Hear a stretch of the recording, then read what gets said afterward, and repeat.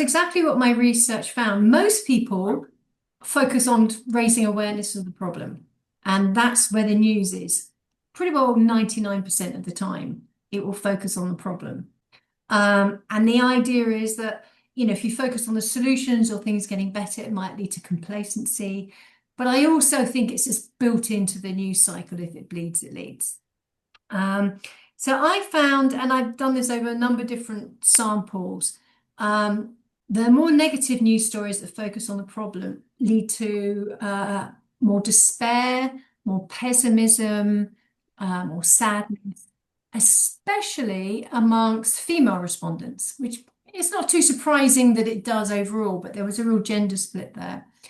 But in terms of, hello, Simon, in terms of which one inspired action to address the issue, the positive, the more news stories, the ones showing solutions, were way more likely to inspire intentions to do something. Whereas, like you said, Sue, the ones focusing on the problem can lead to a feeling of helplessness or sort of passive despair. So you can explain this through the theory of planned behavior. And this is the only academic bit.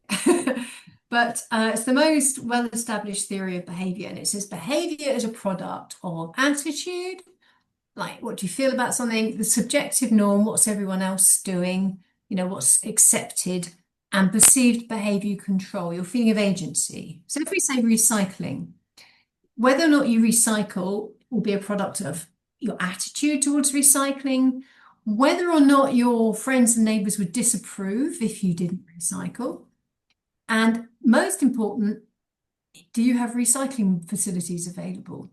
Now, pretty well, all communication that aims to change behavior focuses on attitudes. But the fact is, decades of research has shown a real attitude behavior gap. Pretty well everyone has positive attitudes towards doing the right thing.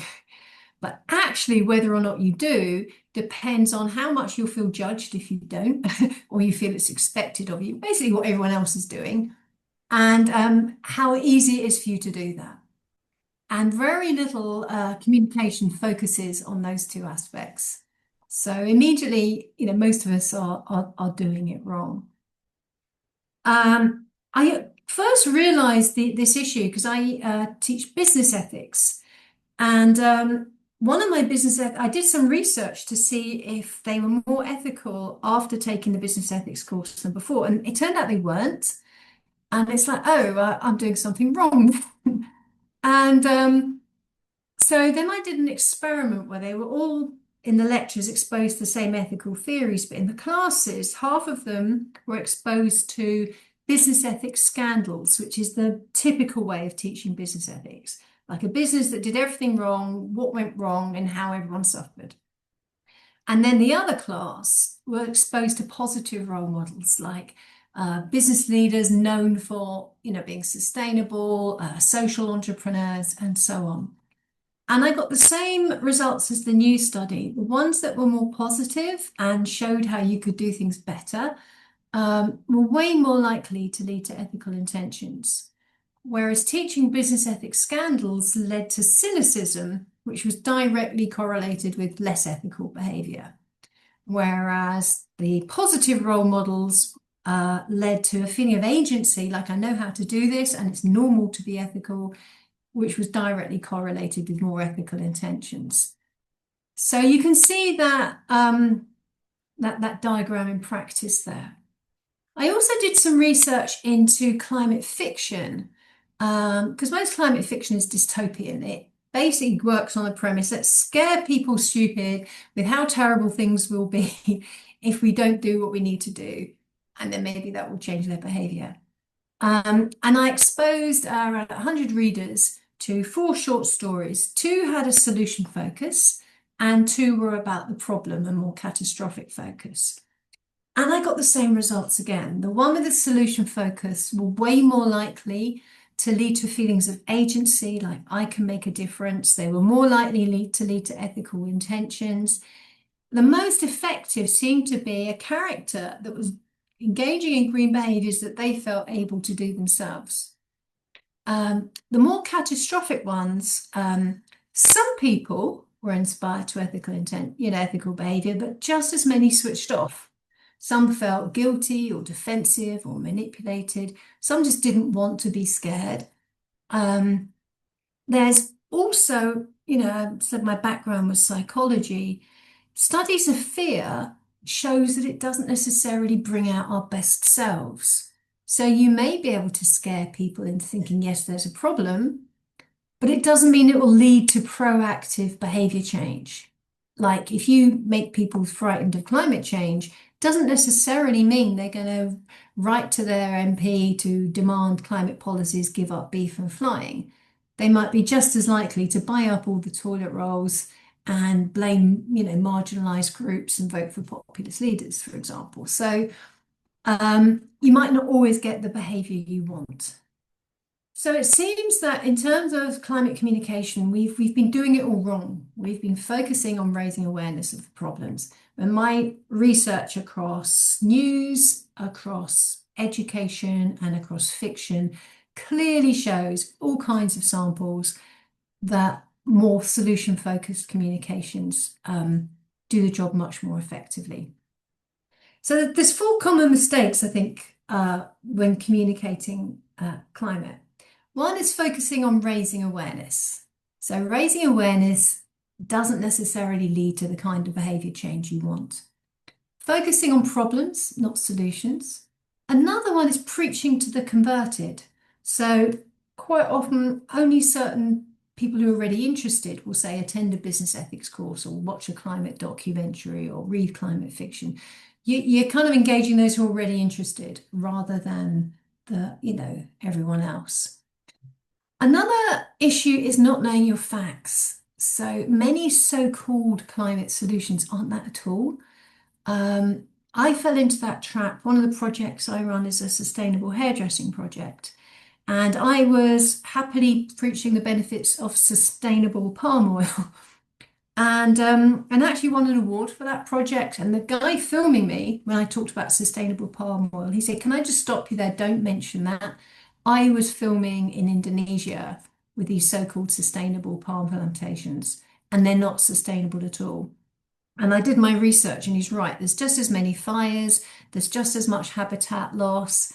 Um, the typical response of business to an issue of climate is to say, don't buy this product, buy this other product instead. Or they'll swap out palm oil for, say, another kind of oil. But then you just solve one problem by causing two others, because actually palm oil is quite productive. So you're just leading to something else. So well, I just wanted to include this one because I built on that research to try and show mini vignettes of mini characters to showcase the many ways in which using less benefits your hair and your bills and saves time and benefits your skin. So I contrast Joe, for example, who shampoos twice a week, uses leave-in conditioner. She doesn't rinse and repeat because you don't need to actually. And she might use dry shampoo now and then if she needs to. And her carbon cost is 25 kilograms a year. The cost is £27. Energy use 55 kilowatt. But Sam, who shampoos, rinses, repeats, rinses again, conditions every day, it's not 10 or 20% less. It's up to 579 kilogram versus 25, £245 versus 27. It's a huge difference. And Sam's hair suffers from poor condition because overwashing strips the oils from the hair. Exposure to long hot showers and chemicals and shower gels exert an aging effect on the skin. Because just like in our gut, our skin has friendly bacteria keeping it young. These power showers don't do it any good at all. And Sam takes ages to get ready in the morning. So I kind of show it more solution focused and what are the benefits. And that proved to be really useful in terms of engaging people in low resource hair care, for example. And it's not something any advert is going to tell you that less is more. So I said we're doing it all wrong. If we look at culture, a friend of mine plotted films in terms of how plausible they were versus dystopia, utopia. And you can see pretty well every film that has any relation to the future is dystopian. Yeah. There's really nothing in the plausible and utopian realm, apart from Fairhaven. So Fairhaven, I'll come to that later, is a book that won one of our Green Stories novel competition, or I think it was a runner-up. So really, I think when we're trying to communicate this kind of thing, as an academic, I had to have a 2 by 2 matrix. Uh, you've got, I think probably most of us will fit in one of these boxes: high eco-anxiety or low eco-anxiety, low agency, high agency. So a lot of kids these days, if you read the statistics, and I know personally, are quite climate anxious. Even if they don't show it, they have nightmares, lack of hope for the future, and a low sense of being able to do anything about it. And you have pointless fretting, pessimism. There's also a fair few who just, it's not on their radar, don't think about it, don't do anything about it. There's people like myself who I am climate anxious, and I do feel I can do something about it. And the issue there is sometimes you can have driven action at the expense of mental health, risk of burnout, and you can alienate others. I don't know if anyone saw Don't Look Up, uh, where Jennifer Lawrence like loses it in that talk show and completely alienates the audience. I've been that person. So I think trying to shift to calm, effective action is a useful sort of technique to use. And I'm going to give you, I think the thing to do is you can't scare people green, or you can scare a few, but you don't know, you might be leading to unintended consequences.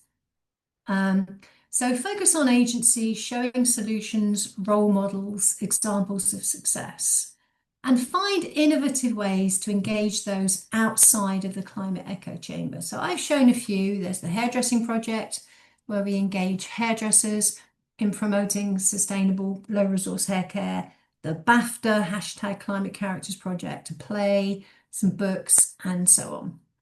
So also understand what works and what is a pretend solution. There's a lot of greenwash out there.